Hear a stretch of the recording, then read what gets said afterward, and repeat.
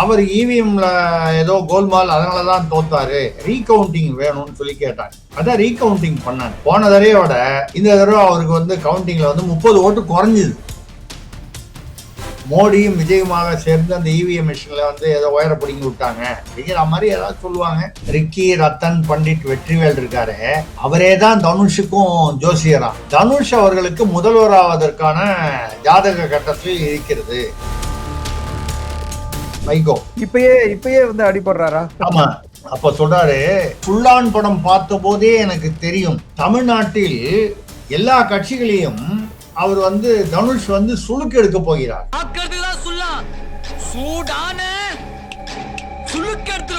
அரசியலுக்கு வரும்போது மக்கள் ஓட்டு போடும்போது இது நம்ம ஆளு, நம்ம ஜாதி அப்படின்னு சொல்லி ஓட்டு போடுறாங்க. ஆனால்தான் திருச்சி கிழக்கிலையும் பெரம்பூர்லயும் எங்க கிறிஸ்தவ வாக்கள் அதிகமா இருக்கோ அங்க வந்து நிக்கிறாங்க.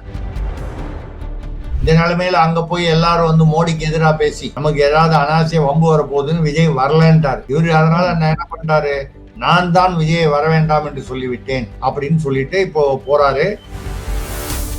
அப்போ காங்கிரஸ்ல மணிசங்கரையர் ஆக்டிவா இருந்தார். கொஞ்சம் போய் பாகிஸ்தான்ல எல்லாம் போய் மோடி ஆட்சியை எப்படியாவது நீக்கணும், மோடியை எப்படியாவது நீங்க தான் அவருக்கு ஒரு வழி பண்ணணும் போய் பேசி வந்தாரு. அப்படி இப்போ ஒரு பட்ட ரொம்ப தேசப்பற்று உள்ளவர்னு வச்சுங்களேன். ஞாபகம் இருக்கு எனக்கு, கில்லி படத்துல பாண்டுன்னு ஒரு நடிகர் இருப்பாரு. அந்த பாண்டு வந்து அந்த அதுல உள்ள அவரோட ஃப்ரெண்டா வருவாரு. இவரை மட்டும் கர்நாடகாவுக்கு அனுப்பிச்சுட்டா காவிரியை அப்படியே கையில அள்ளி கொண்டு வந்துருவாரு அப்படின்னு விஜய் கேரக்டரை பார்த்து சொல்லுவார். தமிழ்நாட்டுல தாவேகா வந்து ஆட்கள் நிஜமாவே நம்புறாங்களோ நம்ம. இந்த சினிமால வந்து மேக்சிமம் போனா 2 பக்கெட்ல தான் கொண்டு வர முடியும். ஏன் அது டாக்டர் தான் ஆகணுமா, நீ பிளம்பர் ஆகக்கூடாதா, எலக்ட்ரீஷியன் ஆகக்கூடாதான்னா பதிலுக்கு வந்து நீங்க ஏன் சார் அமைச்சர் ஆனீங்க, நீங்க பிளம்பர் ஆயிருக்கலாமே, எலக்ட்ரீஷியன் ஆயிருக்கலாமேன்னு கேட்டா அவர் என்ன பண்ணுவாரு?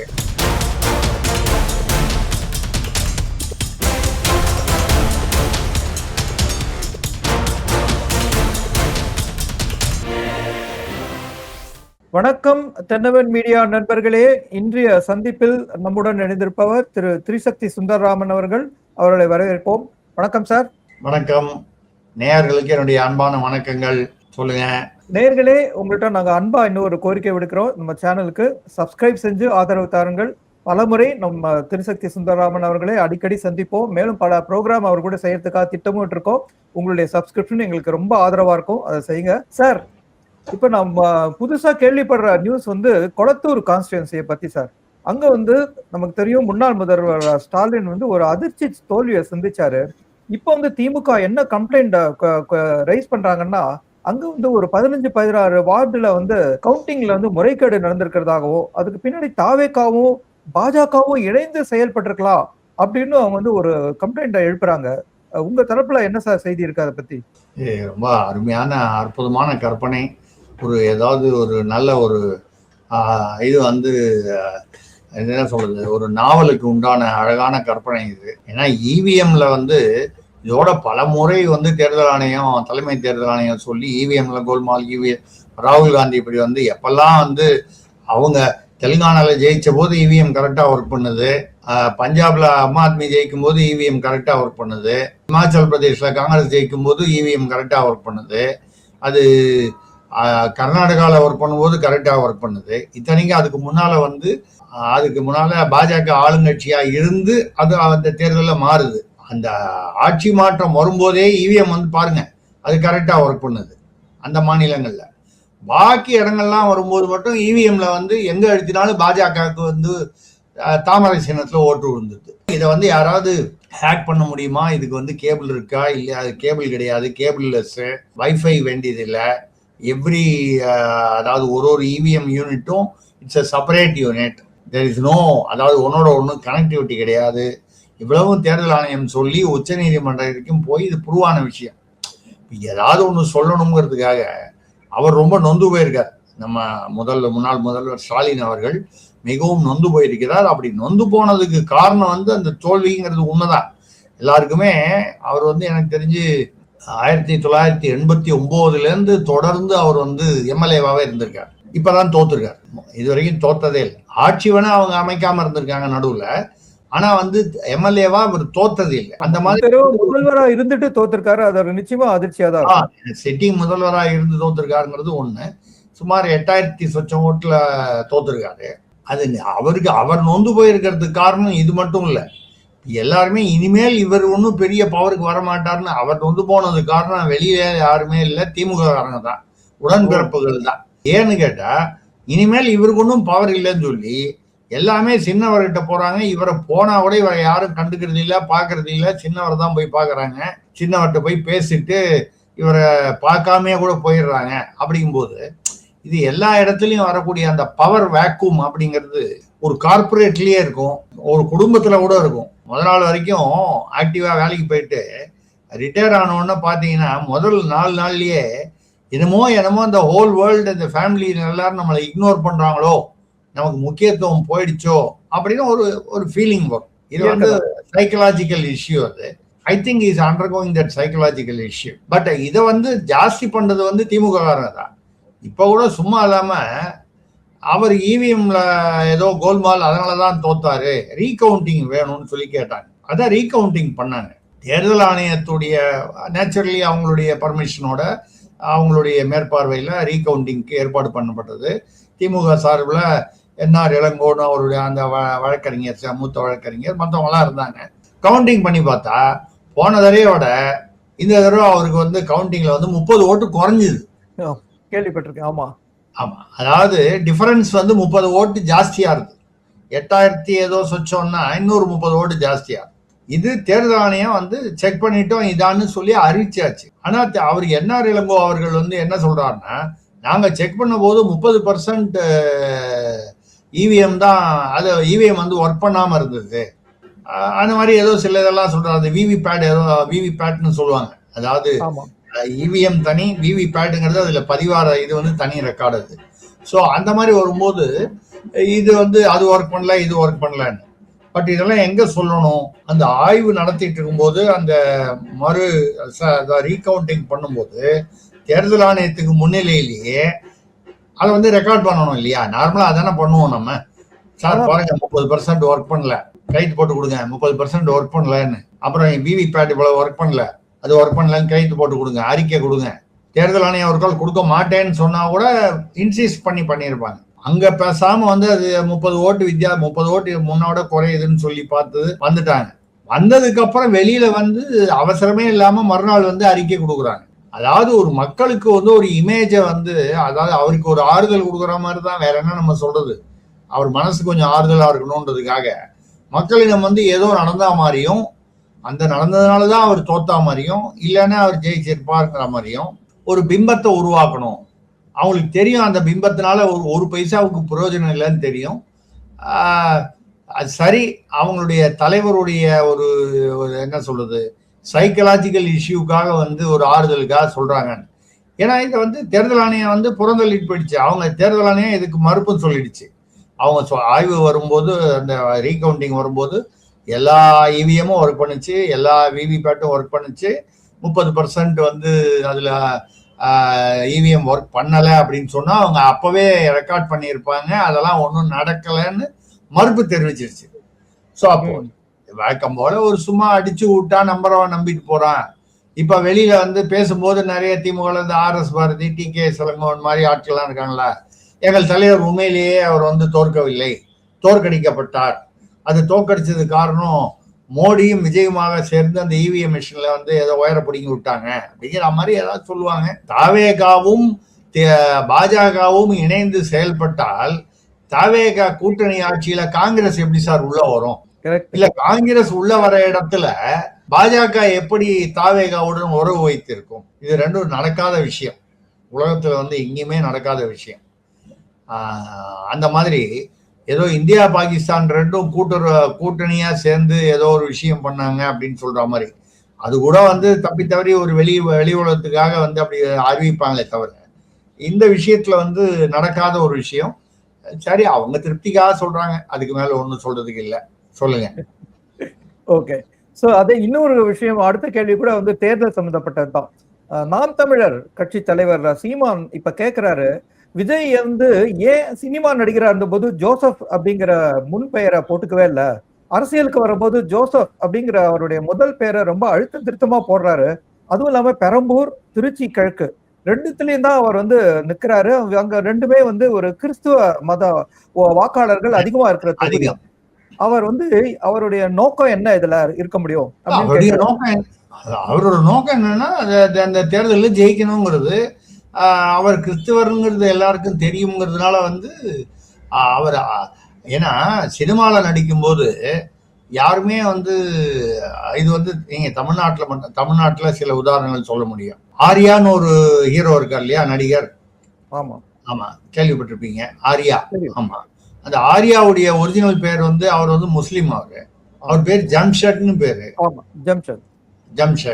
ஜம்ஷத் வந்து ஆர்யா. இது வந்து இப்பதான் இல்ல, திலீப் குமாரோட பேரு முகமது யூனுஸ். மதுபாலா வந்து ஒரு முஸ்லீம். இந்த மாதிரி பழைய இதுல அப்புறம் வந்து அந்த ஒரு காமெடியன் ஒருத்தர் வருவாரு, என்னமோ ஒரு பிளேயரா, ஜான் ஏதோ ஒரு பேர் வரும். அவர் வந்து பாத்தீங்கன்னா முஸ்லீம். இவங்க எல்லாருமே ஒரு பொதுவான இந்து பெயராக வைத்துக் கொள்வார்கள். அப்பதான் வந்து மக்கள் ஏற்றுக்கொள்வார்கள் அப்படின்னு அவங்க நினைக்கிறாங்க. இப்போ வந்து நீங்க வந்து ஜோதிகா கூட உதாரணமா சொல்லலாம் சார். தமிழ் நடிகை தமிழ்நாட்டுல ஜோதிகா, நக்மா, இவங்க எல்லாரும் முஸ்லீம். இவங்க ஏன் வந்து நதியா கூட அப்படிதான். நதியா அவங்க பேர் வந்து ஆக்சுவலா வந்து சரினான்னு பேரு. இந்த மாதிரி வந்து இருக்காங்களே சார், பாஜக இருக்காங்க. ஆனா அவங்க வந்து வெளிப்படையா அவங்க அதாவது நான் சொல்றது வந்து தமிழ்நாட்டுக்கு மட்டும் பொதுவா இல்ல, இது அகில இந்தியாவிலும் இது இருந்திருக்கு. இந்த இதுல திமுக பாத்தீங்கன்னா ஒரு கவிஞர்னு சொல்லிட்டு அவர் பேர் அப்துல் ஹமீது. அவர் பாத்தீங்கன்னா மனுஷிய புத்திரன்னு பேர் வச்சிருக்காரு. மனுஷிய புத்திரனுக்கும் அப்துல் ஹமீதுக்கு என்ன சம்பந்தம்? ஆமா சார், நீங்க பத்திரிகை துறையில இருக்கிறதுனால பத்திரிகை துறையில இருந்தே உதாரணம் கொடுக்குறீங்க. ஆமா, அப்துல் காதருக்கு அமாவாசைக்கு என்ன சம்பந்தம்னு கேட்கிற மாதிரிதான் அப்துல் ஹமீதுக்கும் மனுஷிய புத்திரனுக்கும் என்னன்னு. அதுல வேற அவர் வெளியில சொன்னது வந்து அது ஒரு தமிழ் பேரா வைக்கணுங்கிறதுனால அந்த பேர் வச்சிருக்கேங்கிறாரு. ஐயா, தமிழ் பேரா வைக்கணும்னா அதுக்கு பேர் மனுஷிய புத்திரம். மனுஷன்னா அது சமஸ்கிருதம், புத்திரனும் சமஸ்கிருதம். எதுக்காக இதை வந்து சொல்றேன்னா, அந்த அவர் வந்து அந்த வழக்கமான அந்த திராவிட கொள்கையில பேசும்போது சமஸ்கிருதத்தை எடுத்து வடமொழியை இந்தியாவில் இருந்தே ஒழிக்க வேண்டும்னு பேசுறவர். அப்படி ஒழிக்கணும்னா முதல்ல அவர் பேரில் ஒழிக்கணும். நம்ம அவரை ஒழிக்கணும்னு சொல்லல, நம்ம நியாயம் இல்லை, நாகரிகம் இல்லை. ஆனா மனுஷிய புத்திரன்னு மானிட புத்திரன்னு வச்சுக்க வேண்டியதானே. புத்திரன்கிறது மறுபடியும் வந்து அதுதானே. நீங்க ஆமா. ஆனா சீமான் ஏன் சார் இந்த கேள்வியை இப்ப எழுப்புறாரு? அவர் தேர்தல் சமயத்துல கூட இதை கேட்டிருக்கலாமே. கேட்கலாம், இடைத்தேர்தல் வருது இல்லையா, அம்மா சமுத்திரத்துல அவர் நிக்கிறார் இல்லையா, இப்போது பேசாமல் எப்போது பேசுவது அப்படின்னு அவர் நினைச்சிருக்காரு. இல்ல, இது வந்து பொதுவா வந்து இதே வந்து அவர் ஏன் வந்து சினிமாவில் நடிக்கும் போதுன்னா, சினிமாவில் நடிக்கும் போது இது ஒரு மைனஸ் பாயிண்ட் ஆயிடும். எப்படி அரசியலுக்கு இது பிளஸ் பாயிண்ட் ஆகும்ன்றீங்களா? அரசியலுக்கு வரும்போது அதுதான் வித்தியாசம்.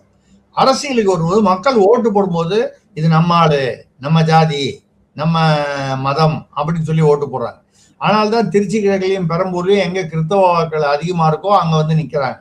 ஆனா சார் இந்துக்கள் கூட அவருக்கு தான் சார் ஓட்டு போட்டுருக்கணும், இல்லாட்டி வந்து அவரால் முழுக்க வெற்றி பெற முடியுமா? இல்ல, அது இல்ல, நீங்க அங்கதான் அதை வந்து கரெக்டா புரிஞ்சுக்கணும்னா, அந்த ஓட்டு மட்டும் போதும்னு நினைச்சு அவங்க பண்ணல. எங்க வந்து அந்த கிறிஸ்டியன் அல்லது அவங்களுக்கு தேவையான அந்த கோர் ஓட்டு, இப்ப ஜாதி, நம்ம வந்து ஒரு உதாரணம் சொல்ல போனா, ஒரு நாயுடு இருக்கிற இடத்துல வந்து ஒரு நாயுடுவை நிக்க வைக்கிறாங்க, தேவர் இருக்கிற இடத்துல தென் மாவட்டத்துல தேவர் நிக்க வைக்கிறாங்க, கொங்குல வந்து ஒரு கவுண்டரை நிக்க வைக்கிறாங்க, கொங்கு வேளாளர் நிக்க வைக்கும் போது என்னன்னா கோர் ஓட்டு முதல்ல அந்த ஜாதியில இருந்து வந்துருது. கோர் ஓட்டு மெயினா. மயிலாப்பூர்ல பிராமணன் நிக்க வச்சாங்களா சார்? ஆமா, நீங்க மயிலாப்பூர்ல யோசிச்சுதான் பாத்திருக்காரு, ஜாதி எங்க ஓட்டு கிடைக்குமோ அதுக்கேற்ற மாதிரி தான் நிக்க வச்சிருக்காரு விஜய். ஆமா, ஸ்ரீரங்கத்துல நிக்க வச்சது யார? ஒரு பிராமணர் தானே. சோ அப்ப அந்த கோர் ஓட்டு இது வந்து எல்லாரும் திங்க் பண்றதுதான். உங்களுக்கு சொல்ல போனா சின்ன ஒரு உதாரணத்தோட சொல்றேன். என்னுடைய ஒரு பர்சனல் லைஃப்ல அந்த இந்த அரசியல் இதுல சம்பந்தப்பட்டதுல 2009 அவர்கள் செல்வி ஜெயலலிதா அவர்கள் அப்போ வந்து திமுக மாநிலத்துல ஆட்சி, பாராளுமன்ற தேர்தல் வந்தது. அப்போ ஜெயலலிதா எதிர்கட்சி தலைவராக இருந்தாங்க. நான் தமிழக அரசியல் பத்திரிகை எடிட்டர் இன் சீஃபாகவும் பப்ளிஷராகவும் இருந்தேன். அப்போ நிறைய நான் வந்து தஞ்சாவூர் அந்த சைடு நாகப்பட்டினம் வரைக்கும், அந்த மயிலாடுதுறையிலேருந்து அந்த பக்கம் வரைக்கும் நிறைய கோயில்களுக்கு, பள்ளிக்கூடங்களுக்கு இதெல்லாம் நிறைய தான தர்மம், பல கோடிகள், ஒரு 10-15 கோடி ரூபா வரைக்கும் தான தர்மங்கள்லாம் பண்ணியிருக்கேன். அந்த ஏரியா பூரா வந்து திருசக்தி சுந்தரராமன் சொன்னா எல்லாருக்கும் தெரியும். ஒரு அட்லீஸ்ட் ஒரு 8 கோயில்ல போய் பார்த்தீங்கன்னா அந்த கல்வெட்டே என்னுடைய பெயர்லாம் போட்டிருக்கோம், என்னுடைய பெயர் மனைவி. அந்த மாதிரி சமயத்துல வந்து அவர்கள் ஜெயலலிதா அவர்கள் என்னை யார் மூலமாகவோ அழைத்து விட்டார், அழைக்கிறாங்க, கூப்பிடுறாங்க. பத்திரிகையை நம்ம வச்சிருக்கும் போது ஒரு சிஎம் கூப்பிடுறாங்கன்னா இது வந்து கருணாநிதி பீரியட்லயும் நடந்திருக்கு, கூப்பிடுறாரு, பார்க்கணும், பேசணும், அது மாதிரி நடந்திருக்கு. அதே மாதிரி இது உங்க பீரியட்ல நான் போன போது வரும்போது உங்க மனைவியை அழைத்துட்டு வாங்கன்னு சொன்னாங்க, அழைச்சிட்டு போனேன். போனபோது என்கிட்ட நான் எதுக்கு என்ன கூப்பிடுறாங்க திடீர்னு அப்படின்னு நான் கேட்ட போது, இல்ல ஏதோ தேர்தலில் நிக்க வைக்கிறதுக்கு ஐடியா ஏதோ இருக்கு போல இருக்குன்னு லைட்டா சொன்னாங்க, முழுசா சொல்லல. அவங்கள போய் பார்த்த போது என்கிட்ட என்ன சொன்னாங்கன்னா, உங்களுக்கு சொன்னாங்களா அப்படி தேர்தல் பத்தி?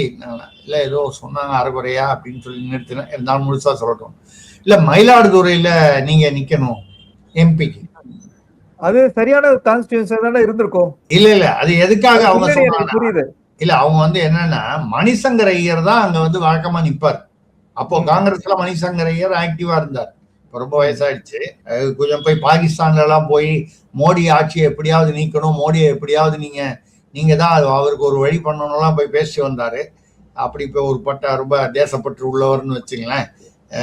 சரி, அவர் வந்து மயிலாடுதுறையில மணிசங்கர் ஐயர் நிற்கிறாரு. மயிலாடுதுறையில வந்து அந்த கான்ஸ்டியூன்சி எடுத்து நீங்க எதுக்காக சொன்னாங்கன்னு யோசனை பண்ணி பார்த்தா, கிட்டத்தட்ட ஒரு பார்லிமெண்ட் கான்ஸ்டியூன்சில 5.5 லட்சம் 6 லட்சம் வாக்குகள் வரும். 5.5 லட்சம் வரும். கிட்டத்தட்ட 3 லட்சம் வாக்குகள் வந்து பிராமின் வாக்குகள், கணிசமான வாக்குகள் வந்து அங்க முஸ்லிம் வாக்குகள், மிச்சம் ஸ்கேட்டர்டு. இப்போ மணிசங்கர் ஐயர் நிக்கிறதே வந்து இந்த பிராமின் ஓட்ஸ பேஸ் பண்ணி தான் நிக்கிறாரு. மணிசங்கருக்கு எதிரே இன்னொரு பிராமினை நிக்க வச்சா அந்த ஓட்டு உடஞ்சதுனால் தென் மணிசங்கையர் ஈஸியா வந்து அவரை டிஃபீட் பண்ணலாம். இந்த ஐடியா தான் அவங்க வந்து என்னை கூப்பிட்டு என்ன நிக்க சொன்னாங்க. எனக்கு மணிசங்கர் ஐயரா அது வந்து மயிலாடுதுறையான்றதை விட எனக்கு நேரடி அரசியலில் விருப்பம் இல்லை என்பதனால ரொம்ப பொலைட்டா நான் வந்து இல்லை எனக்கு டைரக்ட் பாலிடிக்ஸ்ல ஐ எம் நாட் இன்ட்ரெஸ்டட்ங்கிறத சொல்லிட்டு வந்துட்டேன். மறுபடியும் 2011 சட்டமன்ற தேர்தல் வரும்பொழுது மயிலாப்பூர்ல எம்எல்ஏ தேர்தலில் நிக்க சொல்லி கவனிங்க. மயிலாப்பூர் இருந்திருக்கும் அது. ஆமா, என்னுடைய ஓன் தொகுதி. ஏன்னு கேட்டா அடையார் வந்து மயிலாப்பூருக்கு தான் வரும். அங்க நிக்க சொல்லி அவரு மைத்ரேயன் இருக்காரு. இப்போ அவர் எங்கேயோ மாதிரி எங்கேயோ போயிட்டாரு, திமுக போயிட்டாருன்னு நினைக்கிறேன். ரைட். அவர் வந்து எனக்கும் ஒரு நண்பர். அவரு என்னுடைய அலுவலகத்துக்கு பக்கத்துல தான் அவருக்கு வீடு. அவர் வந்து கேட்டாரு, நீங்க சாயந்தரம் 6 மணிக்குள்ள சொல்லணும் அம்மாவுக்கு, நீங்க சரின்னு சொன்னா உங்க பேரை பரிந்துரை பண்ணலான்னு இருக்கேன். எம்பியே வேணான்னு சொல்லிட்டேன். அப்படி இருக்கும்போது எம்எல்ஏ இன்னும் இதை விட வேண்டான்னு சொல்லக்கூடிய காரணங்கள் அதிகம். அதனால வேண்டான்னு இல்ல. இப்ப என்ன விட்டுருங்க, நான் அது வேணான்னு சொன்னது ஒரு பெரிய விஷயமா சொல்லல. எப்படி அது வந்து அரசியல்வாதிகள், நான் அது வந்து எல்லா அரசியல்வாதிகளுக்கும் பொருத்தமானது, கட்சி வித்தியாசம் இல்லாமல் எப்படி தேர்ந்தெடுக்கிறார்கள் என்றால் அந்த கோர் ஓட்டு எப்படி வருது, எந்த ஜாதி எந்த மதம்னு பார்த்து. அப்படி பார்க்கும்போது திருச்சி கிழக்கு பெரம்பூர்ல அவர் வந்து தேடி கிறிஸ்டியன் ஓட்ஸ் இருக்கிற மாதிரி தான் நின்னாரு. அது ஜெயிச்சார் அவரு. அதனாலதான் ஜெயிச்சாருன்னு சொல்ல முடியாது, அதுவும் ஒரு காரணம்னு சொல்லலாம். ஸோ அந்த வகையில அது சினிமாவில் வரும்போது ஏன் அப்படி சொல்லலைன்னா, சினிமாவில் வரும்போது அது சொன்னா அது வந்து மைனஸ் பாயிண்ட் நினைக்கிறாங்க. ஏன் ஜோதிகா அவர்கள் அவங்க சொந்த பேர் வச்சுக்கூடாது, நக்மா அவர்களோ குஷ்பு அவர்களோ ஏன் சொந்த பேர் வச்சுக்கூடாது, நதியா அவர்கள் எதற்காக ஒரு புனைப்பெயர் வச்சுக்கணும்? நம்ம வந்து அது சரி தவறுங்கிறது அவங்களுடைய விருப்பம், அந்த தயாரிப்பாளர் படத்துடைய இயக்குனர் இவங்க விருப்பம். ஆனா இப்படி ஒரு பிலீஃப் இருக்கு. அதான் சொல்லணும், திலீப் குமார் காலத்திலேருந்தே அது வந்து இந்த மாதிரிதான் இருக்கு. நிறைய ஹிந்தி படத்துல மட்டுமே விட்டலாம். ஆனா அதே சமயத்துல இதுக்கு அப்போசிட் ஆர்குமெண்டா பாத்தீங்கன்னா அம்ஜத் கான் வச்சாரு. அம்ஜத் கானோட வந்து ஒரு பெரிய புகழ்பெற்றவர். மும்தாஜ்னு ஒரு நடிகை இருந்தாங்க. மும்தாஜ் வந்து பேரை மாத்திக்கல, மும்தாஜ் இருந்தாங்க ரொம்ப பிரபலமா. ஆமா, இங்க தமிழ்நாட்டுல ஒரு மும்தாஜ். அவங்க ஃபெரோஸ், அங்க இந்தியில வந்து ஃபெரோஸ் கான் இருந்தாரு, ஷாருக் கான் இருக்காரு, சல்மான் கான் இருக்காரு. சோ இது வந்து ஒரு பிலீஃப். அந்த பிலீஃப் சில பேருக்கு இருந்தது, சில பேருக்கு இல்லை. சில சமயம் அது ஒர்க் அவுட் ஆச்சு, சில சமயம் ஒர்க் அவுட் ஆகல. இப்படி பல விஷயங்கள் அதுல இருக்கு. அதனால சீமான் கேட்கிற கேள்வி கரெக்ட். எலெக்ஷன் சமயத்துல இது கேட்டா ஒரு கிளிக் ஆகுன்றதுக்காக கேட்கிறாரு. ரெண்டாவது, இப்போ நிக்க போறது வந்து அம்பாசமுத்திரத்துல அவர் நிக்கிறாருன்னா அவர் எதிர்த்து விஜய் நிக்க போறது இல்லை. தாவேகால இருந்து யாரோ ஒரு வேட்பாளர் நிக்க போறார், அவ்வளவுதானே தவிர. ஸோ அப்பொழுது வந்து அது இது எவ்வளவு விஷயங்கள இதுவும் வந்து ஒரு பாயிண்ட் ஆஃப் கன்டென்ஷனா இருக்குங்கிறதுக்காக கேட்கிறாரு. அதுதான் அதுல உள்ள இந்த பெயர் தத்துவத்துல வந்து இப்படிதான். நீங்க அதெல்லாம் விட்டுருங்க. கருணாநிதிங்கிற பேர் வந்து அவர் பேர் தட்சிணாமூர்த்தி. அதுக்கப்புறம் அவர் கொஞ்சம் ஒரு வயது வந்து ஒரு அவளுக்கு வந்தது போது தானா பெயரை மாத்திக்கிட்டாரு, பெற்றோர் வைத்த பெயரை. அப்போ அவர் சொன்னது வந்து என்னன்னா தமிழ் பேரை வேணும்னு. கருணாவும் சமஸ்கிருதம் தான், நிதியும் சமஸ்கிருதம் தான். ஆமா, உங்களுக்கு நிறைய பேருக்கு தெரியுமோ தெரியாதோ, முன்னாள் முதல்வர் ஸ்டாலின் இப்ப கொளத்தூர்ல ரீகவுண்டிங் பண்ணாரு. அவர் பேர் ஸ்டாலின் இல்ல, அவருடைய ஒரிஜினல் பேரை அவர் கருணாநிதி வச்சது அவருக்கு செந்தில் பாபு. அதுக்கப்புறம் கனிமொழி அவர்களுடைய உண்மையான பெயர் வந்து கவிதா ராணி. ராஜாத்தி அம்மாளுடைய பெயர் வந்து தர்மாம்பா. இப்படி நிறைய அரசியல்னு உள்ள போனீங்கன்னா அதுல நிறைய வந்து இந்த மாதிரி சுரங்கங்களுக்குள்ள சில திடீர்னு இந்த மாதிரி விஷயங்கள்லாம் வெளிப்படும். அது காலப்போக்கில் அது மறைந்து விடும். இதுல என்ன தமாஷுன்னா, தமிழ் பேரா மாத்திரன்னு சொல்லிட்டு மறுபடியும் ஒரு சமஸ்கிருத பேர் தான் கருணாநிதினு மாத்தினாரு. உதயநிதி, தயாநிதி, கலாநிதி, அத்தனை நிதினாலே அது வந்து சமஸ்கிருதம் தான். கருணானாலும் காருண்யம் அப்படிங்கிறது, இந்த காருண்யம்னு அந்த தமிழ் வார்த்தையே அது கருணை, கருணா, காருண்ய அப்படிங்கிற சமஸ்கிருத வார்த்தை தான். இவங்களா நினைச்சுக்கிறது ஜனங்களுக்கு வந்து ஓஹோ இதான் தமிழ் போல இருக்குன்னு. ஏன்னு கேட்டா அந்த காலத்துல தமிழும் வடமொழியும் கிட்டத்தட்ட ஒரு சமநிலையில் இருந்தது தமிழ்நாட்டுல. அதனாலதான் சோழர்களுடைய செப்பேடு இல்ல கல்வெட்டுல எல்லாம் பாத்தீங்கன்னா ஒரு பக்கம் லெப்ட் சைட்ல பூரா வந்து சமஸ்கிருதத்திலயும், ரைட் சைட்ல பூரா தமிழ்லயும் அதே மேட்டர் வந்து பதிவு பண்ணியிருந்தாங்க. அப்ப தமிழ் தெரிந்த அளவுக்கு தமிழ் சாதாரண பாமர மக்களுக்கு சமஸ்கிருதமும் தெரிந்திருந்தது அந்த பீரியட்ல. அதுக்கப்புறம் கொஞ்சம் கொஞ்சமா வேற வேற காரணங்கள்னால அது மாறி போச்சுன்னு வேணா சொல்லலாமே தவிர, யாருக்குமே தெரியாத சமஸ்கிருத மொழியில எதுக்காக சோழர்களோ பாண்டியர்களோ வந்து சேரர்களோ எதுக்காக வந்து பதிவு பண்ண போறாங்க செப்பேடு இல்ல கல்வெட்டுல? இப்போ இதெல்லாம் வந்து என்ன சொல்லுது, ஒரு இந்த தேர்தல் இந்த மாதிரி வரும்பொழுது சினிமா இது பண்ணாதான் வியாபாரம் ஆகும். நிறைய பேர் ஒரு அரசியலுக்கு சம்மந்தம் இல்லை இருந்தாலும் சொல்றேன், இந்த சினிமாவுக்கு டைட்டில் வைக்கும்போது ஜாக்கிரதையா வைப்பாங்க. அதே மாதிரி முதல் ஷாட் எடுக்கும்போது எல்லாரும் பாத்தீங்கன்னா அப்பெல்லாம் ஏவிஎம் விஜயால பார்த்தா ஒரு சின்ன பிள்ளையார் கோயில் மாதிரி ஒண்ணு இருக்கும், அதுல ஒரு தேங்காய் உடைக்கிற மாதிரி ஒரு சீன் வரும். ரஜினி படம் பாத்தீங்கன்னா முக்காவாசி படத்துல அது நடுவுல எங்கேயாவது வரும். ஆனா ஷார்ட் எடுக்கும்போது முதல்ல வந்து அந்த தேங்காய் உடைக்கிற சீனை தான் முதல்ல எடுப்பாங்க, இல்ல ஒரு கற்பூரம் காத்துறது தான் முதல்ல எடுப்பாங்க. ஏன்னா அப்படி எடுத்தாதான் ராசி. அது மாதிரி அந்த பெயர் வைக்கும் போதும் ஜாகிரதையா பெயர் வைப்பாங்க. நீதிக்கு பின் பாசம்னு வச்ச போது அந்த படம் ஃபெயிலியர் ஆச்சு. உடனே பத்திரிகை எல்லாம் என்னன்னா, பத்திரிகை எழுதும்போது என்ன எதுனா நீதிக்கு பின் பாசம் பாதிக்கு பின் மோசம்னு எதுனா செகண்ட் ஹாஃப் மோசமா இருக்குன்னு ரைமிங்கா வந்துருச்சு. இல்ல அவங்க யாரோ ஒரு ஜேர்னலிஸ்ட் எழுதிட்டான். இப்போ வந்து உடனே டைட்டில் தான் ப்ராப்ளம்.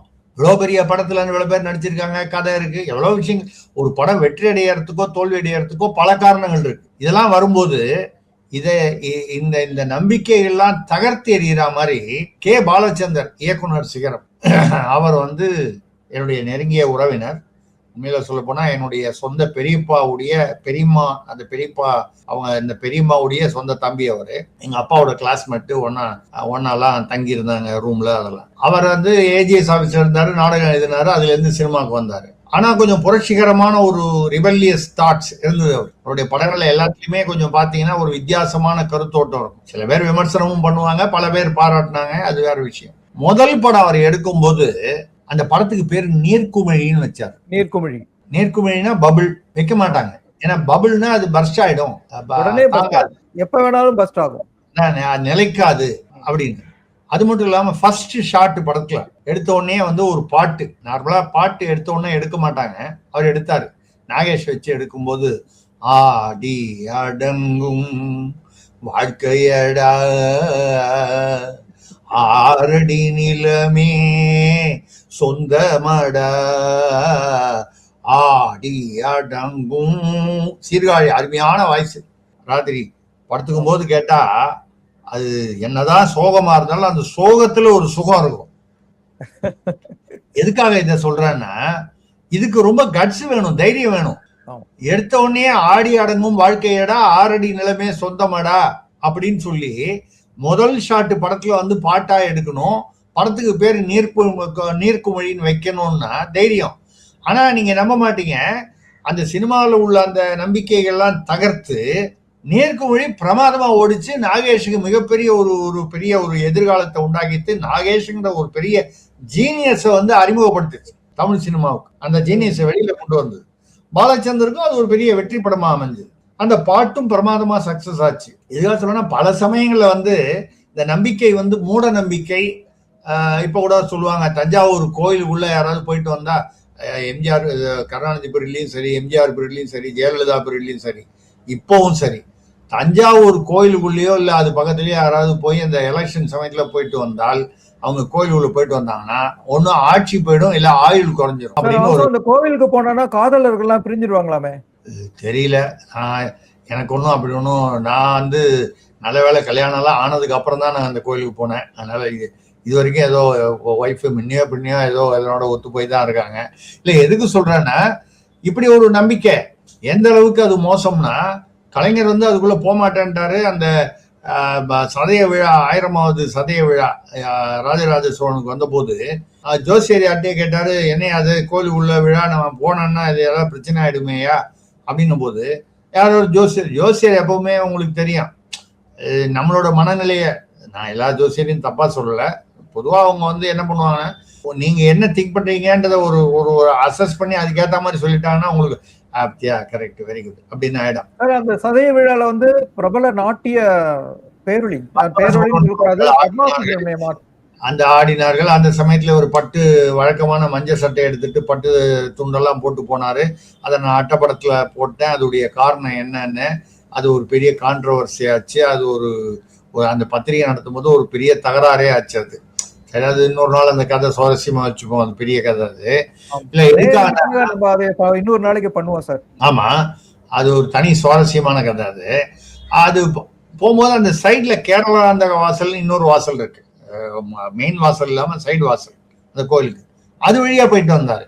இனியா அந்த இடத்துல வாஸ்து சரியில்லை, ஏதோ பேய் பிடிச்சிரும், பூதம் முடிச்சிரும், இல்ல ஏதோ ஒண்ணு பிடிச்சிரும்னா அது என்ன மெயின் வாசல்ல தான் நிக்குமா, சைடு வாசல்ல நிக்காதா? அது இது வந்து அவர் தான் இல்ல, எம்ஜிஆரும் வந்து அந்த தெருவிலேயே போய் வந்து பிரச்சாரம் பண்ண மாட்டாரு.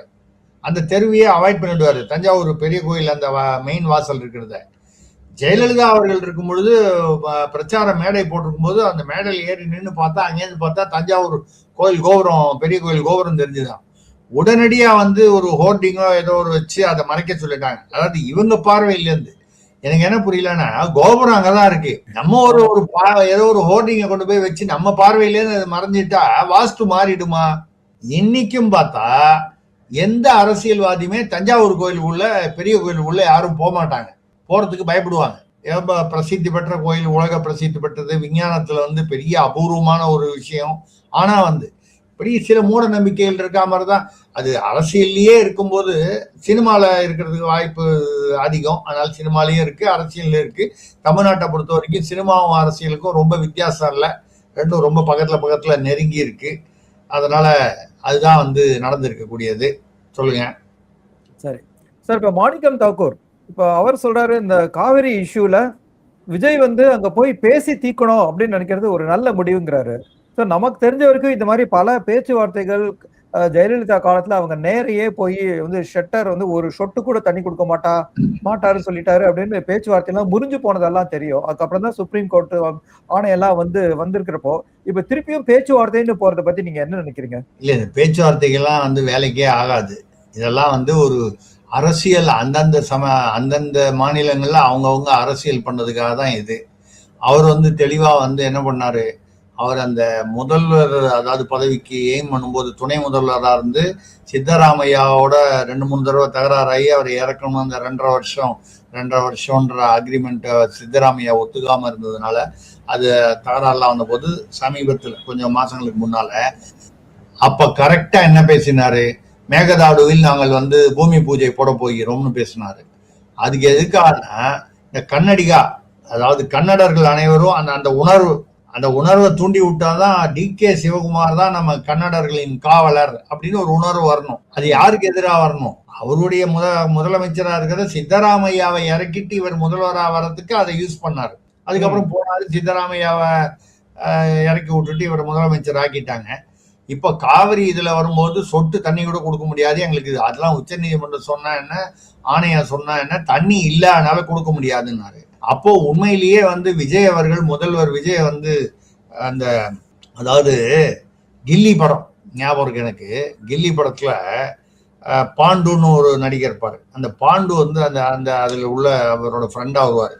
இவரை மட்டும் கர்நாடகாவுக்கு அனுப்பிச்சுட்டா காவிரியை அப்படியே கையில அள்ளி கொண்டு வந்துருவாரு அப்படின்னு விஜய் கேரக்டரை பார்த்து சொல்லுவார். தமிழ்நாட்டுல தாவேகா வந்து ஆட்கள் நிஜமாவே நம்புறாங்களோ நம்ம. இந்த சினிமால வந்தது மேக்சிமம் போனா 2 பக்கெட்ல தான் கொண்டு வர முடியும், இல்ல கூட போறவங்க 2 சொம்புல வேணா கூட கூட்டணும் எடுத்துட்டு வரலாம். ஏன்னா அவர்கள் வந்து என்ன, அவருடைய அது சரியா சரியில்லையா நியாயமா இல்லையாங்கிறத தாண்டி கர்நாடகா முதல்வர் சொல்றது என்னன்னா, பெங்களூருக்கு குடிநீரே இல்லை, தட்டுப்பாடு.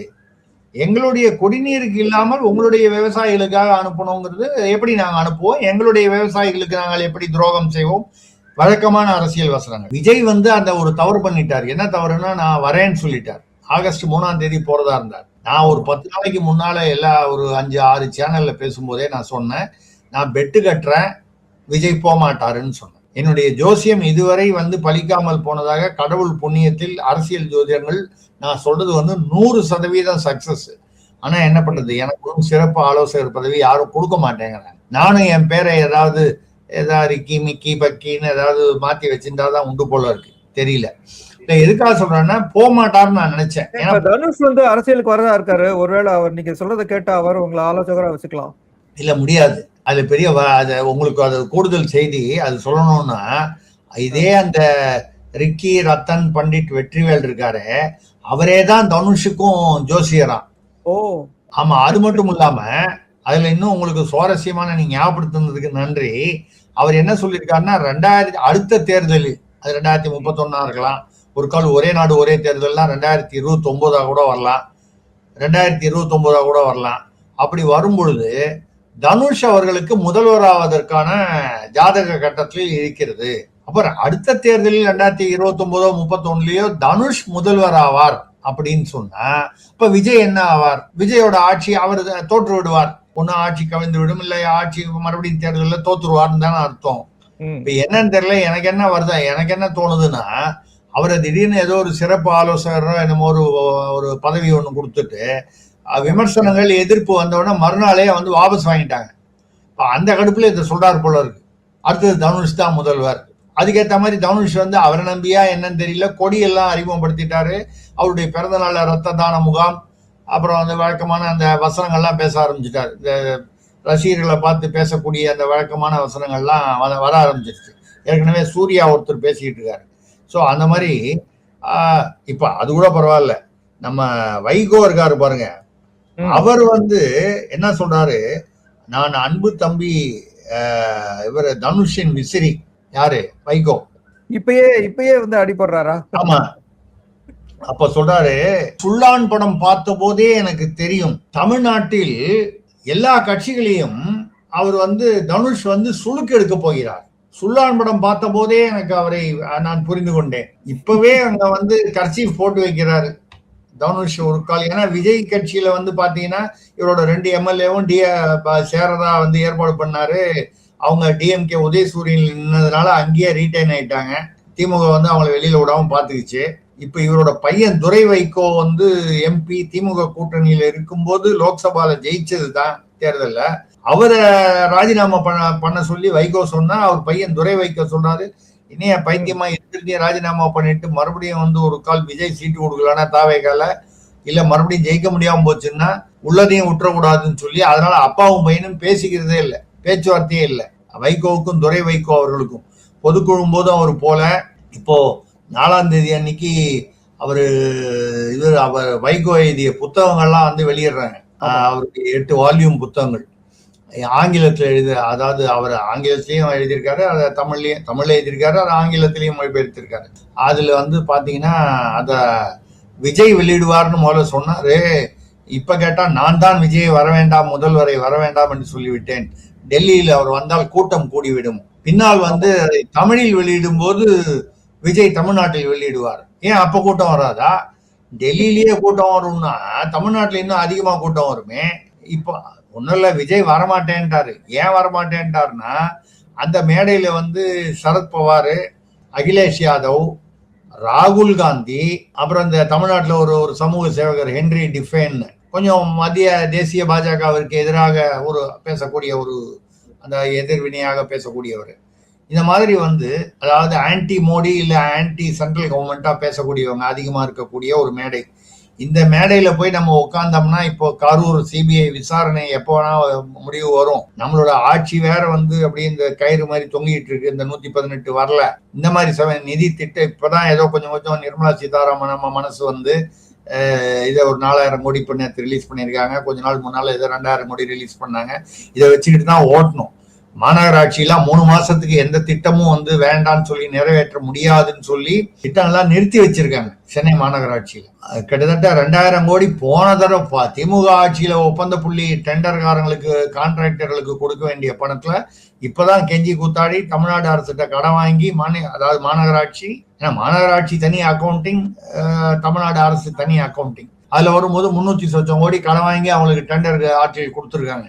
அதாவது அவ்வளவு கஷ்டமான நிலைமை இருக்கு. இந்த நிலைமையில அங்க போய் எல்லாரும் வந்து மோடிக்கு எதிராக பேசி, மோடி ஆட்சிக்கு எதிராக பேசி நமக்கு ஏதாவது அனாவசிய வம்பு வர போகுதுன்னு விஜய் வரலன்ட்டாரு.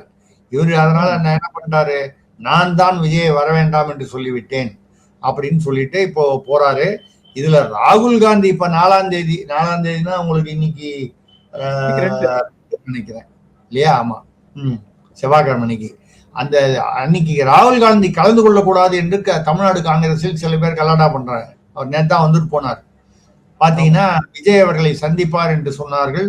நமக்கு கிடைத்த செய்தி பிரகாரம் வந்து ராகுல் காந்தி சந்திக்க விருப்பம் தெரிவித்ததாகவும், முதல்வர் விஜய் அதை தவிர்த்து விட்டதாகவும், நாசூக்காக ராகுலை தவிர்த்த விஜய் இப்ப போய் இவரை பாப்பானே, இப்ப இவர் பேசி ஒன்னும் காவிரியை ஒன்னும் ஆப்பறது இல்லை. எதேச்சியா நீங்க சொல்ற அந்த காவிரி மேட்டர்ல பாத்தீங்கன்னா, இவங்க வந்து விஜய் வந்து அந்த வாட்டாள் நாகராஜன் அங்க அவர் வந்து இப்ப 76 வயசு ஆயிடுச்சு, 77 வயசு ஆயிடுச்சு. அவர் ஒரு பெரிய கலாட்டா பண்ணி ஒரு இயக்கம் வச்சுக்கிட்டு தமிழர்களுக்கு எதிரான வந்து தியேட்டர்ல எல்லாம் தகராறு பண்ணுவாரு. ஜனநாயகன் பட போஸ்டர் எல்லாம் கிழிச்சு கலாட்டா பண்ணிட்டு விஜய் எப்படி உள்ள வருவார் பாக்குறேன்னு சொல்லி பண்ணாரு. அவரு முதல்வர் DKS நினைச்சிருந்தா 77 வயசான அவரையும், இப்ப அவருடைய இயக்கம்லாம் ஒன்றும் பெரிய அளவுல இல்லை, ரொம்ப சுருங்கி போச்சு. ஒரு 10 பேர் தூக்கி உள்ள வச்சிருந்தா முடிஞ்சு போயிருக்கும். இந்த சூழ்நிலையில் வர வேண்டாம் முதல்வர் விஜய் அப்படின்னு சொல்லிட்டாரு DKS. ஏன்னா வந்து இவர் ஏதாவது கேட்டு இப்ப இல்லைன்னு சொல்லி இது இன்னும் மோசமா போகும்னு இங்க அனைத்து கட்சி கூட்டம் போட்டாங்க. ஆனா அனைத்து கட்சியில யாரு, புதிய தமிழகம் கிருஷ்ணசாமி அவர்கள் அதை அழைத்து அந்த கூட்டம் போட்டால் அதுல திமுக கலந்து கொள்ளவில்லை. முக்கியமா யாரு கலந்துக்கணுமோ அவங்க கலந்துக்கல. உச்ச நீதிமன்றத்துல அவசரமா போய் திமுக தான் ஒரு வழக்கு பதிவு பண்ணிக்க. அதுக்கப்புறம் இப்பதான் இன்னைக்குதான் தமிழ்நாடு அரசு வந்து பதிவு பண்றதாக அறிவித்திருக்கிறார்கள். நாளைக்கு தான் பதிவு பண்ண போறாங்க. நாளைக்கு பாருங்க, இயற்கை கடவுள் எப்பொழுதுமே நியாயவாதி. மழை பெய்ய ஆரம்பிச்சிச்சு, இன்னைக்கெல்லாம் வந்து இடமே இல்லாம மழை பெய்ய ஆரம்பிச்சது பாருங்க. 3 நாளைக்கு முன்னால ஒரு சொட்டு தண்ணி கொடுக்க முடியாதுன்னு சொன்ன அந்த முதல்வர், கர்நாடக முதல்வர் பாத்தீங்கன்னா முதல் நாளே 3400 கியூபிக் ஃபீட் தண்ணி விட முடியாது ஒரு நாளைக்கு அப்படின்னு சொன்னவர் ஒரே நாள்ல 10,000 கியூபிக் ஃபீட் திறந்து விட்டாரு. அடுத்தது நேற்று 25,000 திறந்து விட்டாங்க, இன்னைக்கு திறந்து விடுறாங்க. இப்ப என்ன சொல்றாருன்னா, திறந்து விடலன்னா கபினி அந்த டேம் வந்து ஆபத்து, வெடிச்சிரும், வெள்ளத்தை வந்து பர்ஸ்ட் ஆயிடும், கர்நாடகா மக்களுக்கும் விவசாயிகளுக்கும் ஆபத்து. அப்ப பாத்தீங்கன்னா சொல்யூஷன் வந்து உச்ச நீதிமன்றம், ஆணையம், அரசியல் கட்சி, விஜய் பெரியவரா அவர் பெரியவரா, யாருக்கு செல்வாக்கு, இதெல்லாம் தாண்டி கடவுள் தான் பெரியவர், இயற்கை தான் வந்து அப்படின்னு சொல்லி வந்திருக்கு. எதுக்காக சொல்லியிருந்தாலும் இந்த வைகோ வந்து ஏன் வந்து ராகுல் காந்தி அந்த விழால ராகுல் காந்தி கலந்து கூடாதுன்னு காங்கிரஸ்காரங்க சொல்றாங்கன்னா, அதுல வந்து ஐ எம் அக்யூசிங் யூ, நான் குற்றம் சாட்டுகிறேன் அப்படின்னு ஒரு புக் எழுதியிருக்காரு யாரு, வைகோ. அதுல வந்து விடுதலை புலிகள் தலைவர் பிரபாகரனை மிகவும் உயர்த்தியும் அவருக்கு எதிராக செயல்பட்டு அவருடைய முடிவில் அந்த அவருக்கு ஏற்பட்ட முடிவுக்கு காரணமான சோனியா காந்தி, ராகுல் காந்தி, ராஜீவ் காந்தி, ராகுல் காந்தி மற்றும் மன்மோகன் சிங் எல்லாரையும், காங்கிரஸ் தலைவர்கள் அனைவர்களையும் மிக கடுமையாக விமர்சித்து எழுதின புஸ்தகம். ராகுல் காந்தி குடும்பத்தை பத்தி, சோனியா காந்தி குடும்பத்தை பத்தி கண்ணாமுன்னான்னு திட்டின ஒரு புஸ்தகத்தை ராகுல் காந்தியை வச்சு ரிலீஸ் பண்றது அப்படின்னு சொன்னாங்க. அது காங்கிரஸ்ல இப்போ இங்க வந்து தமிழ்நாட்டுல வந்து அதை எப்படின்னு சொல்றாங்க. ஒண்ணு ராகுல் காந்தி ஒரு கால் புறக்கணிக்கலாம் ஏதாவது சொல்லி, இல்லைன்னா இவர் வந்து என்ன பண்ணலாம்னா நாசூக்கா அந்த ஒரு பர்டிகுலர் வால்யூமை மட்டும் அன்னைக்கு ரிலீஸ் பண்ணாம விட்டுறலாம். அந்த மொத்தம் 8 வால்யூம் அதுல ஏதோ ஒரு வால்யூம்ல இருக்கும்னு வச்சுங்க, தெரியாது 6வது 7வது வால்யூம்ல இருக்குன்னா அந்த வால்யூமை மட்டும் ரிலீஸ் பண்ணாம விட்டுட்டா அது ஒரு எம்பராஸ்மெண்ட் அவாய்ட் பண்ணலான்னு. இதுதான் வந்து அந்த கடைசியில காவிரி வந்து இவங்க யாரும் சம்மந்தப்படாம தானா சந்தோஷமா அது வந்து இயற்கை அதை தீர்த்து வைத்து விட்டது. இப்போ வந்து கொஞ்ச நாளைக்கு யாரும் காவிரியை பத்தியும் பேச மாட்டாங்க, மேகதாடுவை பத்தியும் பேச மாட்டாங்க. பேச வேண்டிய அவசியம் சூழ்நிலை இல்லை, இது முடிந்து விட்டது. அதனால நம்ம வந்து ஒரு விதத்தில் ஏதோ கடவுள் தான் வந்து இதை வந்து செஞ்சிருக்காங்க அப்படின்னு சொல்லி பண்ணுவோம். நீங்க இயற்கையை பத்தி சொன்னீங்க, இயற்கை வந்து நல்ல விஷயத்துல நடக்கிறது. இப்ப ஆவின் மில்க்ல வந்து குளோரின் கலக்கிறதா கேள்விப்படுறேன், அது செயற்கையான விஷயம் தானே, அது எப்படி சார் நடக்குது? இல்ல, ஆவின்ல வந்து குளோரின் வந்து நிறைய இடங்கள்ல அந்த கம்ப்ளைண்ட் வந்திருக்கு. வந்து புதுசா இந்த மாதிரி பிரச்சனைகள்லாம் வர ஆரம்பிக்குது. வருது. திமுக ஆட்சியில வந்து, அதாவது எல்லா ஆட்சியிலயும் இந்த மாதிரி ஏதோ ஒரு பிரச்சனை வந்திருக்கு அப்படிங்கிறது உண்மைதான். திமுக ஆட்சியில என்ன பண்ணாங்கன்னா, அதாவது அந்த விலையை ஏத்துறதுக்கு பதிலாக முதல்ல பயந்துக்கிட்டு விலையேத்துனா மக்கள் எதிர்ப்பார்கள்ங்கிறதுக்காக அதோடைய அந்த அந்த பாலுடைய குவாலிட்டி இருக்கு பாருங்க, அதுல வந்து அந்த கொலஸ்ட்ரால் இருக்கும், அந்த கொழுப்பு சத்தை வந்து குறைச்சிட்டாங்க. குறைச்சா வந்து பாத்தீங்கன்னா அந்த பாலுடைய விலை குறைக்கணும், ஆனால் விலை அதே தான் இருக்கு, அந்த கொழுப்பு சத்தை சத்தம் போடாம குறைச்சிட்டாங்க அறிவிப்பு இல்லாமல்.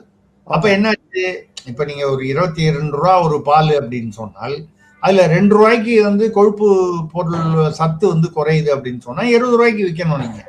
ஆனா அதே 22 ரூபாய்க்கு விற்கிறது என்ன அர்த்தம்னா உங்களுடைய உற்பத்தி செலவு கம்மியாகுது, ஆனால் விற்பனை அதே அந்த விற்பனை அந்த இதுல பிரைஸ்ல கொடுக்குறீங்க.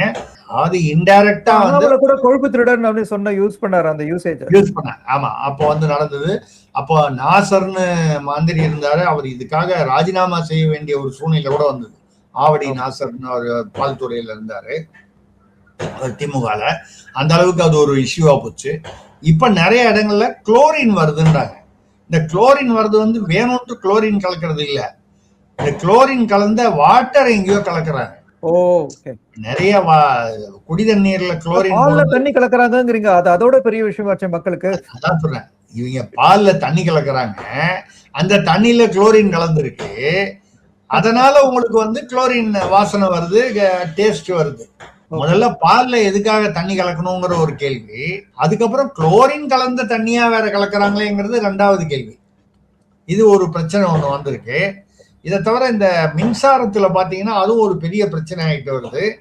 3,70,000 பேருக்கு வந்து பில்லிங் வந்து அதிகமா வந்திருக்கு. அதிகமா வந்திருக்குன்னா முதல் மாசத்தை விட 2 பங்கு 3 பங்கு. உதாரணமா ஒருத்தனுக்கு 1,800 ரூபா வரும் அப்படின்னா ஒரு பில்லிங் பீரியட்ல, அடுத்த பில்லிங் பீரியட் இப்போ வந்த பில்லிங் பீரியட்ல போன தடவை 1,800 ரூபான்னா இந்த தடவை 6,000 ரூபா வருது. ஏதோ ஒரு மார்ஜினலா 1,800ங்கிறது 2,000 வந்தது, 2,100 வந்ததுன்னா கொஞ்சம் அதிகமா பயன்படுத்தி இருப்பாங்கன்னு சொல்லலாம். இந்த மாதிரி நிறைய பேருக்கு 3,000 வந்தவனுக்குலாம் 10,000 வருது. மொத்தம் 2 பேருக்கு வந்தா பரவாயில்ல, 3,70,000 பேருக்கு இப்படி அதிகமா வந்திருக்கு. மிகப்பெரிய ஒரு, இப்ப அதை ஆய்வு பண்றேன்னு சொல்லி அவர் சிடிஆர் நிர்மல்குமார் பேசினாரு, ஆவின் மந்திரி யாரோ பேசினாங்க, எல்லாரும் பேசி ஒரு வாரமா ஆய்வு பண்ணி என்ன சொல்றாங்கன்னா அந்த மின் இதெல்லாம் பார்த்து ஒரு 106 மீட்டர்ல தான் வந்து பிரச்சனை இருக்கு. ஒரு வீட்டுல ஒரு மீட்டர், ஒரு வீடோ ஒரு பிளாட்டோ இல்ல அது ஒரு இடம் 106 மீட்டர்ல இடம் வந்ததுன்னா அது ஏன் 3,70,000 பேருக்கு வந்து தப்பா பில்லு வரப்போகுது? அப்ப அந்த 3,70,000 106ங்கிறது தனி இஷ்யூ. ஏதோ ஒரு மீட்டர்ல ப்ராப்ளம் இருக்கலாம், சில மீட்டர் ஓடாம இருக்கும், இல்ல ஸ்டக்கப் ஆயிருக்கும், அது தனி. இந்த 3,70,000க்கும் அந்த 106க்கும் சம்பந்தமே இல்லைங்கிறது வெளிப்படையா தெரியுது. 3,70,000 பேருக்கு 2 பங்கு 3 பங்கு அதிகமா வருதுன்னா இது பில்லிங் சிஸ்டத்திலயோ சாஃப்ட்வேர்லயோ ஏதோ பிரச்சனை. சாஃப்ட்வேர்ல உள்ள பிரச்சனையை கண்டுபிடிக்கிறதுக்கு ஒரு வாரம் ஆகக்கூடாது, சில மணி நேரங்கள்லயோ ஒரு நாள்லயோ கண்டுபிடிச்சிடக்கூடிய விஷயம். இல்ல வந்து கொஞ்சம் போட்டு அனுப்பி பார்ப்போம், கட்டுறவன் கட்டட்டும், வருமானம் கம்மியா இருக்குன்னு நினைச்சிட்டாங்களான்னு தெரியல. அதாவது அப்படி நினைச்சால் அது ரொம்ப தப்பான, அப்படி ஒன்றும் புத்திசாலித்தனமான எண்ணம் இல்லை. ஏன்னு கேட்டா 3,70,000 பேர் எப்படி ஏதோ நீ 1,800 ரூபா கட்டுறவன 2,000 கட்டுன்னா சந்தேகப்படாம கட்டிடுவான். 6000 வந்ததுன்னா கட்ட மாட்டான். அது மட்டும் இல்லாம விமர்சனம் என்னன்னால், இப்போ அது ஒரு டியூ டேட் வருது. இந்த டியூ டேட்டை நீங்க வந்து எக்ஸ்டெண்ட் பண்ணணுமா இல்லையா, இதை தீக்கிற வரைக்கும், இந்த பிரச்சனையை தீக்கிற வரைக்கும். ஏன்னா இந்த மின் கட்டணம் மாதிரி என்னன்னா, நீங்க அந்த தேதியில கட்டலைன்னா வந்து அவன் பாட்டில் அவன் கத்திரிக்கோள் எடுத்துட்டு வந்து டிஸ்கனெக்ட் பண்ணிட்டு போயிடுவான். கத்திரிக்கோள்னா நான் ஒரு பேச்சுக்கு சொல்றேன், வந்து அதை டிஸ்கனெக்ட் பண்ணிடுவோம். அப்ப நீங்க ஏதோ 1 மாதமோ ஏதோ ஒரு உங்களுக்கு அதை தீர்க்கிற வரைக்கும் தீர்த்து அந்த பில்லை கரெக்டா சரியான முறையில் திருத்தி 1800 வரவனுக்கு அதை ஒட்டி வரக்கூடிய நியாயமாக வரக்கூடிய எவ்வளவு வரணுமோ அந்த மின் கட்டணம் வரா மாதிரி அது திருத்தினதுக்கு அப்புறம் திருத்தின பில்லு அவனுக்கு போய் சேர்ந்ததுக்கு அப்புறம் அவனுக்கு 1 வாரமாவது ஒரு டைம் கொடுக்கணும் பணம் கட்டுறது. இது எக்ஸ்டென்ஷன் எதுவும் பண்ணல. 3,70,000 நாங்கள் 106 மீட்டர்ல இப்ப கண்டுபிடிச்சிருக்கோம். மிச்ச ஆய்வு நடைபெற்று கொண்டிருக்கிறது. இதெல்லாம் எப்ப முடியறது? சரி, அப்ப அது வரைக்கும் யார் வீட்லயும் மின் கட்டணம் வந்து துண்டிக்கப்படாமல் இருக்க வேண்டும், பணம் கட்டலைன்ற காரணத்துக்காக. அதை பத்தி இது வரைக்கும் அமைச்சர் எதுவும் பேசல, அரசு எதுவும் பேசல அப்படிங்கிறதும் ஒரு ஒரு ஒரு பெரிய ஒரு விமர்சனமா வந்துகிட்டு இருக்கு. இதெல்லாம் வந்து நிறைய வந்திருக்கு. என்ன சொல்றது, இதுக்கு நடுவுல வந்து தமாஷாவும் சில விஷயங்கள். அவர் நீட் தேர்வை பத்தி பேசும்போது அமைச்சர் நிர்மல்குமார் பேசுனது வந்து ஒரு சர்ச்சையாயிருக்கு. அவர் எல்லாரும் எதுக்கு நீட் தேர்வு போறீங்க, அது ஏன் எல்லாரும் டாக்டர் ஆகணும், ஏன் பிளம்பராவோ எலக்ட்ரீஷியனாவோ ஆகக்கூடாதா, ரொம்ப அறிவுபூர்வமா ஒரு கேள்வி கேட்டிருக்காரு. நம்ம அதனால வந்து பிளம்பர் எலக்ட்ரீஷியன்லாம் ஏதோ மட்டமான ஒரு தொழில் நம்ம சொல்லலை, நியாயம் இல்லை அப்படி சொல்றது. இன்ஃபேக்ட் பிளம்பர் எலக்ட்ரீஷியன் டாக்டர் இல்லைன்னா எவ்வளவு சிரமப்படுமோ சமுதாயம், அதே மாதிரி பிளம்பர் எலக்ட்ரீஷியன் இல்லைனாலும் சமுதாயம் வந்து குடும்பங்கள் கஷ்டப்படும். ஆனா எதையும் கம்பேர் பண்றது, நீங்க டாக்டர் படிக்கலன்னா இன்ஜினியரிங் படிங்கன்னு சொல்லலாம், விண்வெளி விஞ்ஞானம் படிங்கன்னு சொல்லலாம், வேற ஏதாவது ஒரு அந்த மாதிரி ஏதாவது ஒரு விஷயங்கள் சொல்லலாம். நீங்க ரெண்டாவது அந்த அதாவது மைக்ரோ பயாலஜி படிங்க, அதுக்கெல்லாம் நல்ல எதிர்காலம் இருக்கு. இப்போ உண்மையிலேயே அந்த மைக்ரோ பயாலஜி சயின்ஸ் அந்த மாதிரி விஷயங்கள்ல இப்பெல்லாம் நிறைய டெவலப்மெண்ட்ஸ் டெக்னாலஜி எல்லாம் டெவலப் ஆயிருக்கு அப்படின்னு சொல்லி கொஞ்சம் அதை யோசனை பண்ணி ரிகர்சல் பண்ணி பேசிருக்கலாம். ஏன் அது டாக்டர் தான் ஆகணுமா, நீ பிளம்பர் ஆகக்கூடாதா, எலக்ட்ரீஷியன் ஆகக்கூடாதான்னா பதிலுக்கு வந்து நீங்க ஏன் சார் அமைச்சர் ஆனீங்க, நீங்க பிளம்பர் ஆயிருக்கலாமே எலக்ட்ரீஷியன் ஆயிருக்கலாமேன்னு கேட்டா அவர் என்ன பண்ணுவாரு? அவருக்கு ஆக்சுவலா வந்து நீங்க எல்லாருமே டாக்டர் தான் ஆகணுமா, சில பேர் அரசியல்வாதி ஆகலாம்னு சொல்லிருக்கலாம். இல்ல அது கரெக்ட். ஏன்னு கேட்டா நீங்க வந்து தூய்மை பணியாளருக்கு கூட இன்னைக்கு வந்து பரீட்சை எழுதி தான் வராங்க. ரோடு பெருக்கிற தூய்மை பணியாளர் கூட அந்த தூய்மை பணியாளருக்கு 8வது குவாலிஃபிகேஷன், அதுல இன்ஜினியர் எம்பிஏ படிச்சவன்லாம் வந்து அப்ளை பண்றான் அரசு வேலைங்கிறதுனால. அப்படின்னா என்ன அர்த்தம், அவனுக்கு வேலை வாய்ப்பு இல்லாம இருக்கான்னு அர்த்தம். இன்ஜினியரிங் படிச்சுட்டு ரோடு பெருக்க வரான்னா அவன் எவ்வளவு ஒரு ரொம்ப நொந்து போய் இருக்கணும் பாருங்க. அந்த மாதிரி ஒரு நிலைமையில இருக்கும் பொழுது நீங்க அந்த மாதிரி ஏதாவது அவங்களுக்கு வந்து சைட்ல இல்ல, நீங்க வந்து சுய தொழில் முனைவர்களாக ஆகுங்க, நாங்க வந்து அரசு உங்களுக்கு உதவி பண்றோம், சுய தொழில் ஸ்டார்ட் பண்ணுங்க, உங்களுக்கு பிடித்தமான தொழில், உங்களுக்கு திறமை உள்ள தொழில். இப்போ சில பேர் கேட்டரிங் பண்ணுவான், சில பேர் ஒவ்வொரு விதமான தொழில்கள் இருக்கலாம். நீங்க என்ன விதமான தொழில் வேணாலும் பண்ணலாம். அப்படி செஞ்சு ஸ்மால் ஸ்கேல் இண்டஸ்ட்ரி ஆரம்பிங்க, எம்எஸ்எம்இ ஆரம்பிங்க, நாங்க அதுக்கான இதெல்லாம் ஏற்பாடு பண்றோம், உதவிகள் செய்யறோம். ஏன்னா படிப்பை வெறும் வேலை பார்க்கறது மட்டுமோ இல்லை தொழில் அந்த டாக்டராவோ இருக்கிறது மட்டும்தானோ இல்லை அப்படின்னு சொல்லி அது மாதிரி பொதுவா பேசலாம். யாருமே டாக்டர் ஆகக்கூடாது, எல்லாருமே பிளம்பர் எலக்ட்ரீஷியனா, அதுக்கப்புறம் நம்ம வந்து உடம்பு சரியில்லைன்னா எலக்ட்ரீஷியன்ட்டையும் பிளம்பர் டீமா போக முடியும் டாக்டருக்கு போறதுக்கு பதிலா. அவர் ஏதோ வாயில வந்ததை பேசிட்டாரு. அதே மாதிரி இன்னொரு தமாஷா சொல்லி முடிச்சிருவோம். இந்த வேளாண்மை பட்ஜெட் இருக்கு இல்லையா, நம்ம தமிழ்நாட்டோட பட்ஜெட் இப்போ வருது. இந்த வேளாண்மை பட்ஜெட் வந்து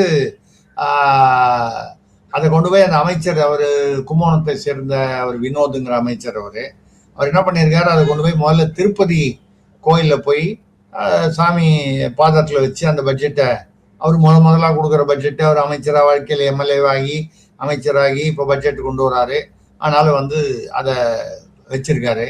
அதை வந்து Madurai MP, communist MP Su Venkatesan போன்ற அந்த கம்யூனிஸ்டுகள்லாம் வந்து இது என்ன அரசு அமைப்பு, சட்ட அமைப்புக்கு இது எதிரானது, கோயில்ல கொண்டு போய் வைக்கிறது வந்து சட்ட அமைப்புக்கு எதிரானதுன்னு விமர்சனம் பண்ணியிருக்காங்க.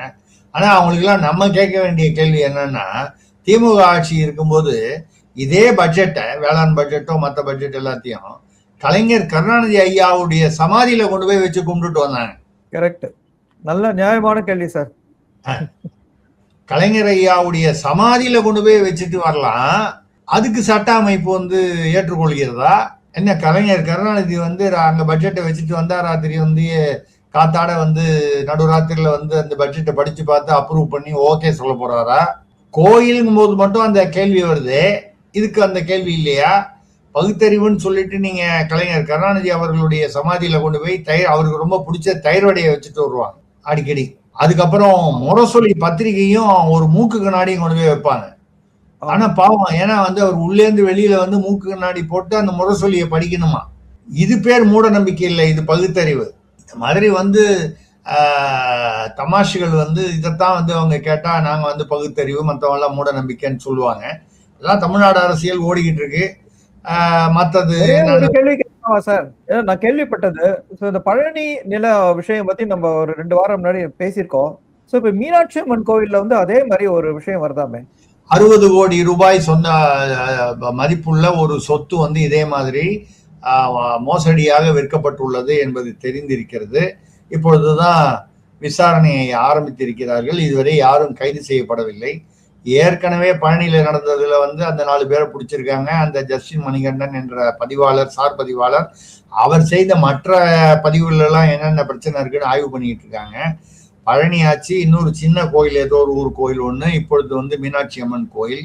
இன்னும் தோண்டதான் வந்து இந்த அறநிலையத்துறையில இது எல்லாமே பாத்தீங்கன்னா திமுக அரசு இருக்கும்போது ஆரம்பிச்சதா இருக்கும், அப்ப திட்டமிட்டதா இருக்கும். இப்ப இவங்க வந்த போது இவங்களுக்கு என்ன தெரிய போகுதுன்னு சொல்லி இவங்க அதிகாரிகள் லெவல்ல ஏற்கனவே இருந்த அரசியல்வாதிகளுடைய துணையுடன், ஏன்னா அதுல கூட பழனியில பாத்தீங்கன்னா ஒரு வட்ட செயலாளர் வந்து சாட்சி கைத்து போட்டிருந்தாரு. அப்படி பார்க்கும்பொழுது இது திமுகவுடைய பிராண்டிங் அதுல தெரியுது.